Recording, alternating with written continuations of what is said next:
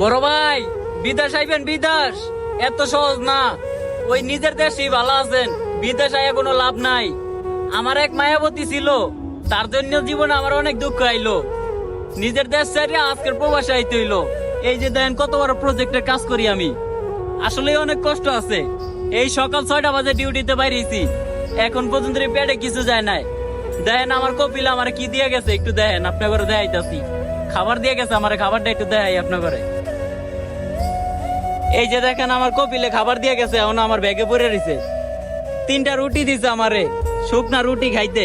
বড় ভাই, প্রবাসে এডি খাইতে পারবেন? এডি বাড়ির মানুষে তো মনে করে কত শান্তিতে আছি, এই প্রবাসে যে কত কষ্ট, এটা কেমনে বুঝামো বাড়ির মানুষের? বুঝেন না, শুধু বিদেশে টাকা নাই, কষ্টও আছে। আমার ভিডিওগুলো যদি আপনি দেখে থাকেন, তাইলে একটু আমার আইডিটা ফলো করে দিয়ে আর ভিডিওগুলো সবসময় শেয়ার করে দিয়েন। এইটাই বাস্তব।